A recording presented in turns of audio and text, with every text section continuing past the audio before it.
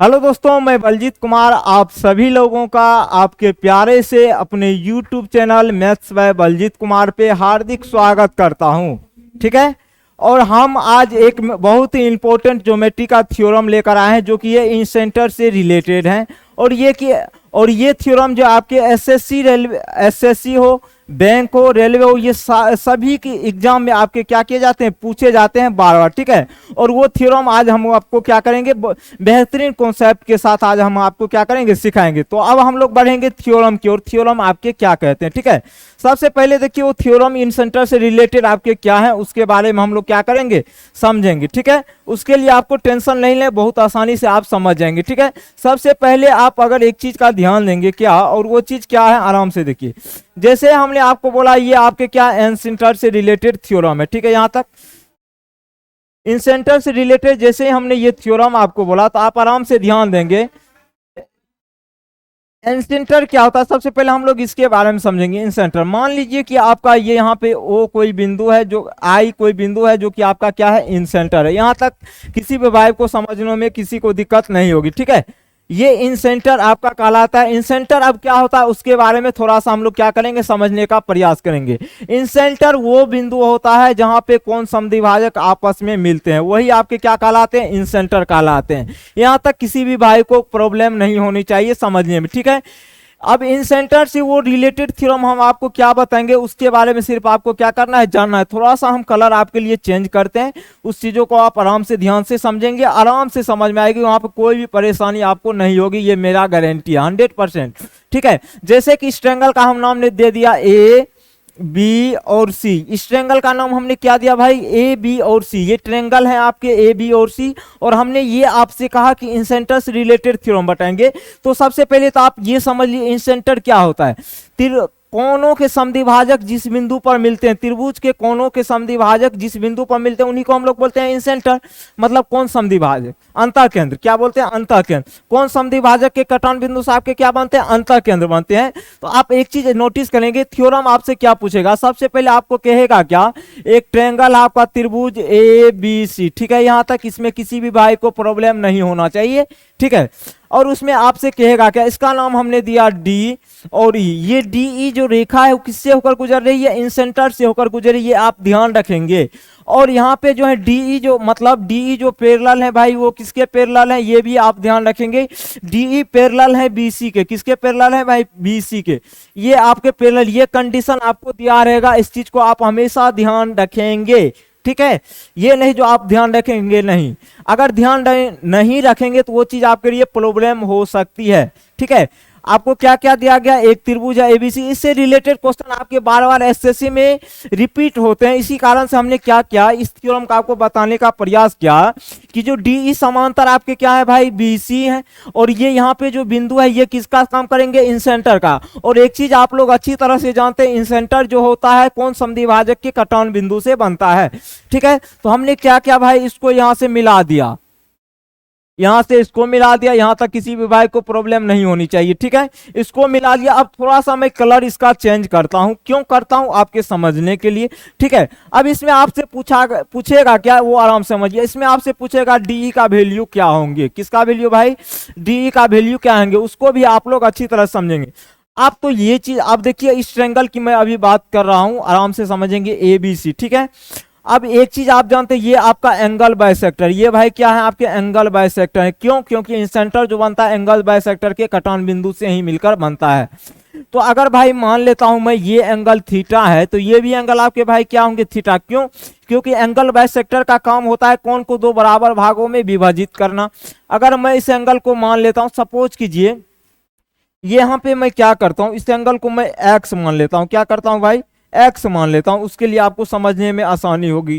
ठीक है। इसको मैं एक्स मान लेता हूं, इसको मैं, ओ सॉरी भाई मिस्टेक हो गया, एक सेकेंड। तो यहाँ पे इसको मैंने क्या कहा, एक्स मान लेता हूं, यहाँ पे क्या करता हूं मैं, इसको एक्स मान लेता हूं। ठीक है। इसको जैसे ही मैं एक्स मानूंगा, आराम से समझेंगे चीजों को, तो ये भी आपके दिखाई दे रहा है, एक बार देखिएगा।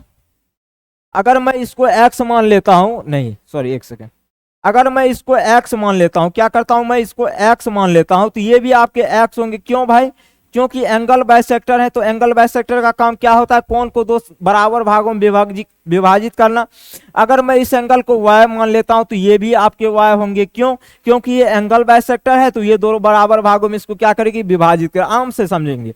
अब एक चीज आप जानते हैं, ये लाइन और ये लाइन आपके दोनों क्या है भाई, पैरेलल है। ये क्या है, दोनों पैरेलल है। जैसे ही पैरेलल होगा तो ये एंगल और ये एंगल बराबर होंगे एकांतर कोण से, ठीक है।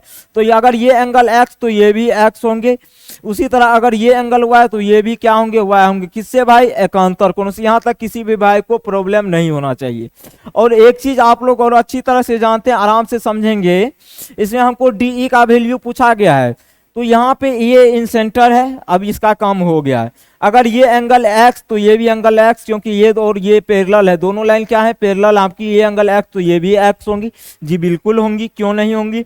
अगर एक चीज आप लोग थ्योरम जानते होंगे, बराबर कोणों के सामने वाली भुजा भी बराबर होती है, या बराबर कोण के सामने वाली भुजा भी क्या होती है, बराबर होती है। बराबर कोण मतलब अगर इस साइड के एंगल को हम मान ले ये ए है, क्या है भाई, ए है, तो इसके सामने का साइड का भी एंगल क्या होंगे, ए होंगे, क्यों, क्योंकि ये दोनों आपस में बराबर होंगी, ठीक है। उसी तरह हमने क्या कहा, इस एंगल के सामने के साइड को हम मान लेते हैं बी, क्या मान लेते हैं भाई, बी मान लेते हैं, तो इसके सामने का साइड भी क्या होंगे भाई, बी हो।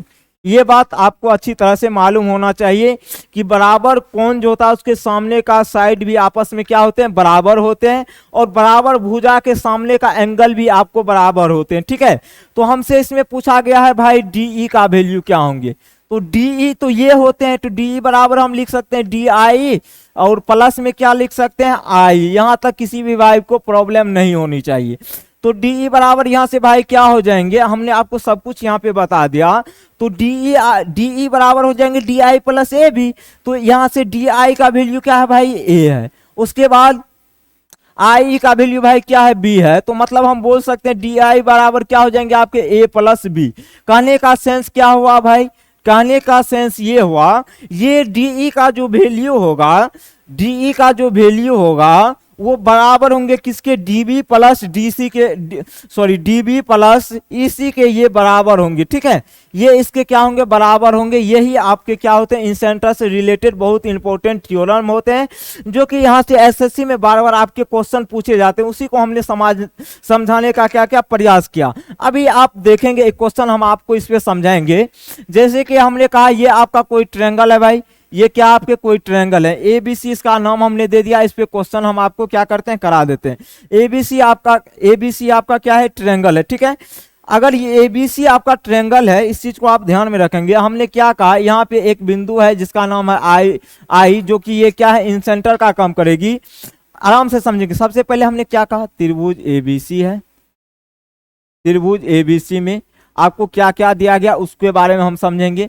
सबसे पहले आई जो है, यहाँ पे आई जो है इन सेंटर का काम करेगी, मतलब इन सेंटर का काम मतलब अंतःकेंद्र का काम करेगी। इन सेंटर को हम लोग क्या बोलते हैं भाई, अंतःकेंद्र। क्या बोलते हैं, अंतःकेंद्र। यहाँ तक किसी भाई को समझने में कोई प्रॉब्लम नहीं होनी चाहिए, ठीक है।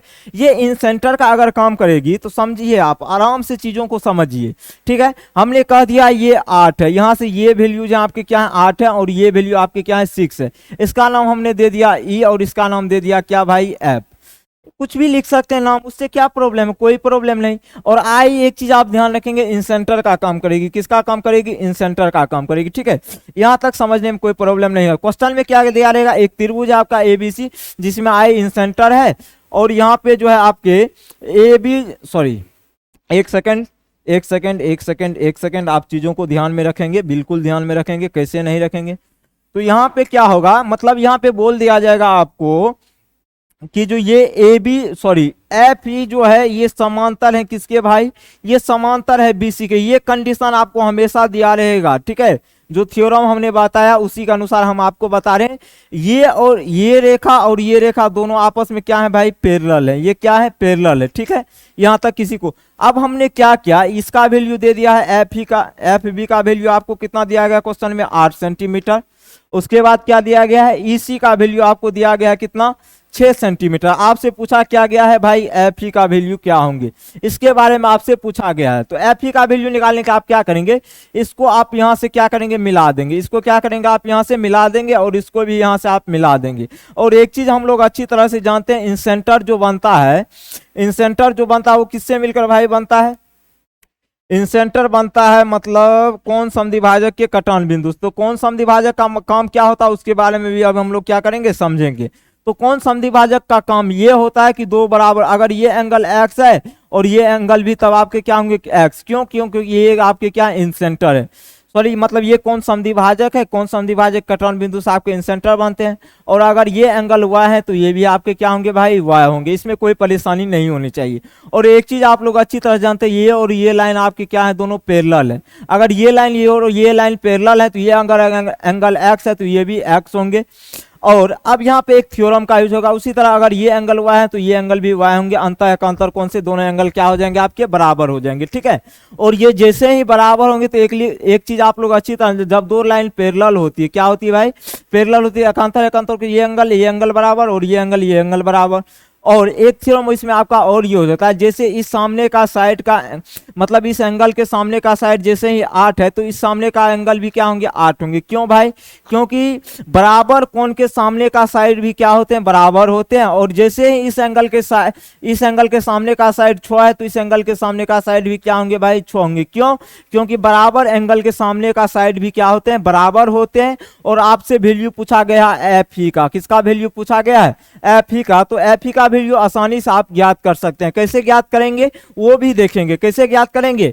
देखिए एफ ई बराबर तो आप ये लिख सकते हैं F I plus F I, और प्लस में क्या लिख सकते हैं भाई, आई। और यहां से हमने ये दोनों का वैल्यू पता, इन दोनों चीजों का वैल्यू हमने क्या क्या पता कर लिया। तो आप यहां से आसानी से कर सकते हैं, एफ आई का वैल्यू क्या है 8, फिर प्लस उसके बाद आई ई का वैल्यू क्या है भाई 6। तो यहां से ये कितने होंगे, 14 सेंटीमीटर, ठीक है। हम आपको समझाना क्या चाहते हैं उसके बारे में आप थोड़ा सा जानकारी रखें। हम आपको ये समझाना चाहते हैं, जब भी आपको इस टाइप का मतलब थ्योरम पूछे एसएससी में, ठीक है, खास करके ये आपको एसएससी में पूछेगा, उससे लो लेवल एग्जाम में पूछ ही नहीं सकता, ये मेरा गारंटी है, ठीक है। अगर पूछ दे तो क्या दिक्कत, हमको जानकारी हम आसान से कर सकते हैं, कोई दिक्कत इसमें है ही नहीं। आपसे एक बार हम और कहना चाहते हैं क्वेश्चन क्या रहेगा और क्या पूछेगा आपसे, ये चीज आप समझ लीजिए। सबसे पहले तो आपको एक ट्रायंगल दिया रहेगा, नाम कुछ भी हो सकता है, उससे कोई, मान लेते हैं एक ट्रायंगल आपका त्रिभुज एबीसी है, उसमें कह देगा कि आई आपका क्या है, इंसेंटर है। और ये मान के लिए हमने यहाँ पे एफ और ई नाम दिया, तो एफ ही पैरेलल होंगे बीसी के, मतलब इंसेंटर से जो आती हुई जो भी रेखा होगा वो पैरेलल होगा किसके भाई, बीसी के। यहाँ तक किसी भाई को प्रॉब्लम नहीं होनी चाहिए, ठीक है। जैसे ही ये दोनों पैरेलल होंगे, ये चीज तो आप जानते हैं, जब दो रेखाएं आपस में समांतर होती है तो अंतः एकांतर कोण बराबर होते हैं। जी बिल्कुल बराबर होते हैं, क्यों नहीं होंगे, ये तो पहले से हम लोग को पता है। अब देखिए ये जो काम करेगा आपका कौन समद्विभाजक का काम करेगा, चूंकि इंसेंटर जो बनता है किससे मिलकर बनता है भाई, कौन समद्विभाजक के कटान बिंदु से मिलकर बनता है। तो ये आपका किसका काम करेगा, इंसेंटर का। और ये रेखा जो है कौन समद्विभाजक का काम करेगा। कौन समद्विभाजक का काम क्या होता है, अगर ये एंगल एक्स है, दो कौन समद्विभाजक का काम ये होता है किसी भी एंगल को दो बराबर भागों में विभाजित करना। अगर ये एंगल एक्स है तो ये भी आपके एक्स होंगे, अगर ये एंगल वाई है तो ये भी वाई होंगे। और ये एक चीज और जानते हैं, ये दोनों पैरेलल हैं, अगर ये एंगल एक्स तो ये भी एक्स होंगे अंतः एकांतर कोण से। और दूसरा थ्योरम इसमें क्या यूज हुआ है, अगर ये एंगल एक्स तो ये भी एक्स होंगे, क्यों आपको पहले से ही पता है। बराबर कोण के सामने वाली साइड भी क्या होती है, बराबर। अगर इस एंगल के सामने का साइड 8 है तो इस एंगल के सामने का साइड भी क्या होंगे, 8 होंगे। अगर इस एंगल के सामने का साइड 6 है तो इस एंगल के सामने का साइड भी 6 होंगे। क्यों, क्योंकि ये भी एंगल वाई है, ये भी एंगल वाई है, ठीक है। तो उम्मीद करते हैं यही आपसे क्वेश्चन पूछा जाएगा और इसी थ्योरम को हमने आपको क्या क्या समझाने का प्रयास किया है। तो उम्मीद करते हैं ये थ्योरम आपको समझ में आई होगी। और इस पे आपको क्या करनी है, मेहनत करनी है। जब तक आप चीजों को मेहनत नहीं करेंगे, प्रैक्टिस नहीं करेंगे, रिवीजन नहीं करेंगे, तब तक वो चीजें आपको क्या होगी, माइंड में कभी भी सेट नहीं होंगी। ये नहीं जो एक बार देख लिए, आपको क्या करना है, इसको बार बार मतलब टाइम टेबल आपको क्या करना है, रिवाइज करना है, ताकि ये थ्योरम आपके क्या हो जाए, समझ में आ जाए, ठीक है। तो आज के लिए हम इतना ही रखते हैं। अगर वीडियो आपको पसंद आया तो चैनल को लाइक कीजिए, सब्सक्राइब कीजिए और चैनल को शेयर करना ना भूले, ठीक है। बाय बाय, टेक केयर, मिलते हैं फिर अगले क्लास में। जय हिंद, जय भारत। आज के लिए इतना ही।